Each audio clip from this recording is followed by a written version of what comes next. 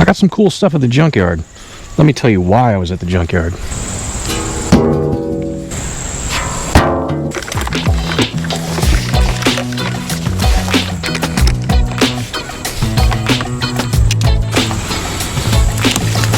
Hey, what's up? I'm Rob with Mock Meathead. Screwing things up fast enough the first time to fix them right the second time. So I want to tell you the story of how my Jeep tried to break me with a vibration that haunted me for months. I threw parts, money, and questionable amount of sanity at it, and in the end, it's something so simple that completely overlooked it. So I was just recently at the junkyard, and let me tell you why I was at the junkyard. I went to the junkyard looking for another differential. Another limited slip differential for my Jeep WK. Why, you ask? Since I've already put one in and rebuilt another one and put that one in, why the heck would I go to the junkyard for another one? Well, I've been chasing this vibration for over 9 months. I came to the conclusion that my front differential rebuild was not good. The reason why I came to that conclusion is because in that video, I based my pattern to the drive side of those gears. When you set up your gears, you run a pattern, and running a pattern is painting the gear teeth and seeing what that pattern looks like on each tooth, showing you the mesh of those gears and how they're actually coming together and turning. And at the time I didn't know it, and I know it now, but when you're rebuilding a differential and using old gears, old could still be good, doesn't mean they're bad, you need to pay attention to the coast side, because on the drive side, the gear and pinion are already mated with each other. Now if you're trying to match a pattern onto the drive side, because they're already worn down at this point, and usually you get more wear on the drive side than you do the coast side. So because they're already mated, you want to go by the coast side, because the coast side is going to be newer and it's going to give you a better gear mesh. But new ring and pinion, you want to go by the drive side. Old ring and pinion, you want to go by the coast side. So ever since I've put this diff in, I've had this vibration. I've replaced my front drive shaft, I replaced my rear drive shaft, I've replaced CB axles, replaced wheel bearings. Now I did replace struts, but those have nothing to do with the noise I was hearing. That has to do with a lift that just wasn't proper. And, you know, I've done all this stuff and chasing this vibration and spending all this money, all this time. So I assumed that my differential rebuild was not good, and I assumed I was going to have to do it again and do it differently. So you cannot get 373 gears for these front differentials anymore. It's an 8-inch Mercedes differential. Technically it's a Chrysler 200 FE if it's a limited slip, and nobody makes these gears. Nobody. I've looked, trust me. All you can do is use old gears. That's all you can get, old gears, or 411 gears, which I don't want to do because I don't want to do any bigger than 33-inch tires on this thing ever. I have no desire to put 35s or anything crazy. My head, differential rebuild, no bueno. Wrong. Totally wrong. Let me get to why. So while I'm at the junkyard, I could not find another limited slip differential out of any Grand Cherokee or any Commander, because those parts are interchangeable. Nowhere to be found. All that's left is just open diffs. And what I did find was a limited slip transfer case. Technically it's a limited slip because it has clutches in it, and it's an NV245J. It came with all the limited Grand Cherokees and Commanders that had that. It's part of the QD2 system. It's also part of QD1, but those QD1 didn't come with the limited slip differentials, just the transfer case. So I saw that and I'm like, you know what, that's a whole other possibility. It's a whole other can of worms, but it's a whole other possibility that my transfer case is bad. And that's what everything was pointing to at this point, because I rebuilt the front diff and replaced rear and front drive shafts. So what's left? Transmission, transfer case. So I'm here, let me grab this thing. Now, holy crap, if you've never taken a transfer case out of a Jeep Grand Cherokee, an 05 WK, or up to 2010, work, lots of work. Even in a junkyard, it's really hard. You need to have tiny little hands, so, and a small wrench. So if you watch a Bleep and Jeep video, or a D&E in the garage video, they go to the junkyard. And actually D&E goes to this junkyard that I go to, and super simple. They show it, you drop the cross member, you take off the transmission mount, drop the cross member, transfer case, transmission, motor, everything goes. These transfer cases have 12 nuts, 12 studs, and the hardest part about, even if you do all that, the hardest part about that is getting to the top two. You've got such a little amount of room to get to those two top nuts. Pain in the ass. A lot of work. And that's even with like the exhaust out of the way and all sorts of stuff out of your way, you still have no room. So it took me almost 2 hours to get this transfer case out. In the meantime, I got these skid plates, and I didn't know they made a metal skid plate for the front, so I snagged that and of course took the metal skid plate off for the transfer case.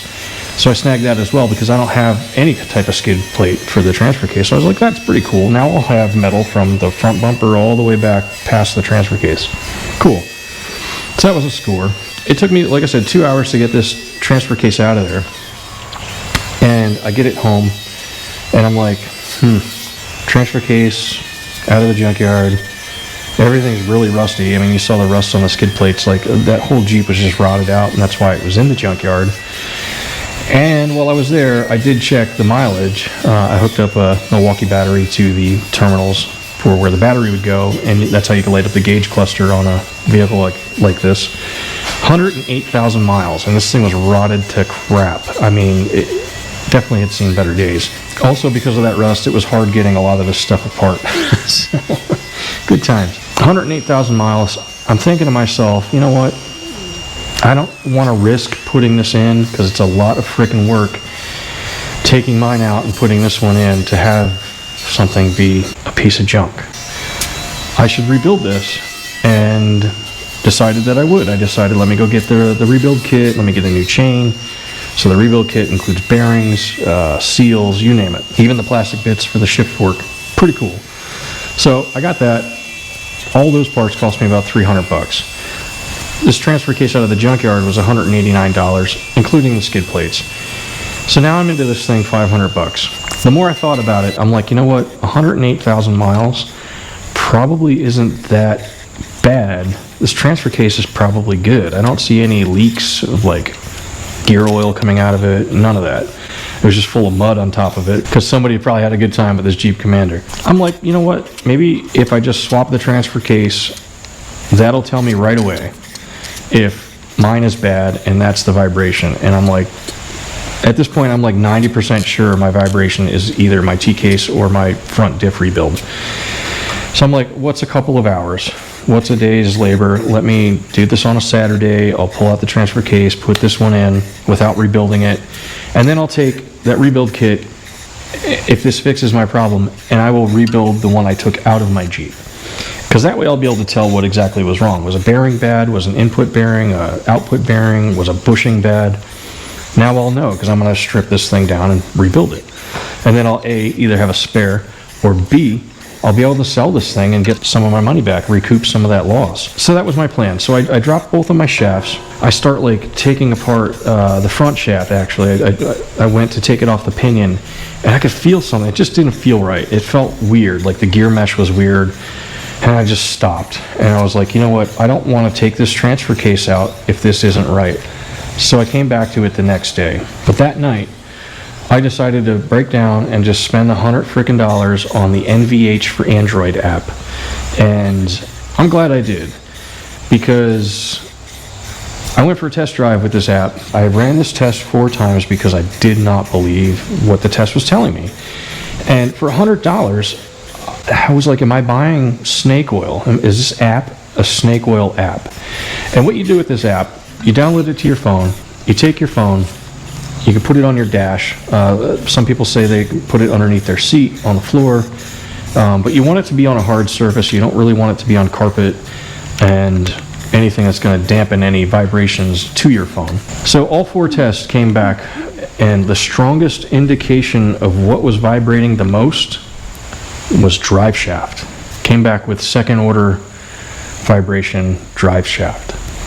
I didn't believe it. I did not believe it for a minute. I decided I'm going to put my old drive shaft back in. Mind you, I replaced the CB joint on that drive shaft, so that took up a lot of play. That was the worst. And the other end of that original drive shaft, the U-joint has flat spots in it. So I'm just like, all right, let me just take the front one out, because even after I replaced the rear drive shaft, this vibration existed. So I put the OEM piece of junk back in, got it up to 50 miles an hour, that vibration was gone. Completely gone. Which just tells me that that Tom Woods front drive shaft, completely out of balance. And it had 3 giant weights on it. I've since been in touch with them. They worked it out where I don't have to pay shipping. They got it. It's in their hands right now. So I'm waiting for that thing to come back. That's a whole other story. I like Tom Woods. Sean at Tom Woods, pretty cool. He was able to, get me a return shipping label for free. I'm just hoping that they can make this thing right, rebalance it, or make it new. Whatever they got to do, I just want, that drive shaft was $560. That's a lot of money for something to not be right from day one. And mind you, I did not change the clocking on this thing at all. The way I got it out, I was very sure not to turn it or take it apart and turn anything. Because I knew, I was smart enough to know that it should have came to me shipped properly, and that's what I did. So it's got a band on it, so you cut the band, don't take it apart, put it in. That's what I did. Anyway, they now have it back.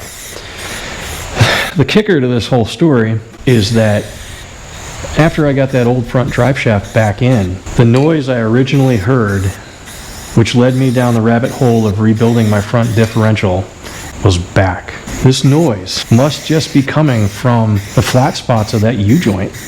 And the fact that the differential that I had in originally and the differential I have in now have polyurethane bushing. So the diff mounts are polyurethane, which translates and amplifies this U-joint to sound like a pinion bearing. If I had just started with the drive shafts, which I sort of did, but had I known better, I would have known what to check for. Because when I took the drive shafts out, when I was going to swap transfer cases, I did a run-out test on both my pinions, front and rear, and the input and output yokes on the transfer case. Everything came back perfectly within spec. So after hearing that noise, I was so upset and, I don't know, relieved at the same time. That now I know exactly what all of this stuff was.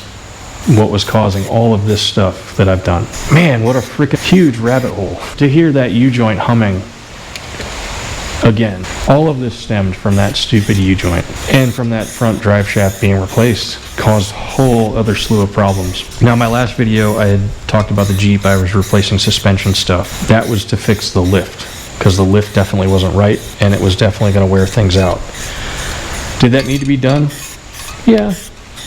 Did I have to do it? No, I probably could have rolled with it like that, but I wanted this thing to be good. Fingers crossed I get this thing back from Tom Woods, that there are no more freaking vibrations, because now I'll know exactly what to look for. Now I will know that it's that. So just because something is brand new and precision made does not mean it's good. Just because you spend a bunch of money on it does not mean it's good. Point in case. So hopefully they make this thing right, and I can get back to living my life without vibrations in my frickin' Jeep. Thank you guys for watching, by the way. There's a lot of channels out there that get 0 views on their stuff, and I'm very glad that I at least have, at a minimum, 22 views on a video. But if you guys like anything you watch here and see here, please subscribe. And I'll make a new video when this Tom Woods drive shaft comes back. If you're interested, I'm probably going to be rebuilding that transfer case I pulled out of the junkyard. So if you want to see how that goes together, stay tuned.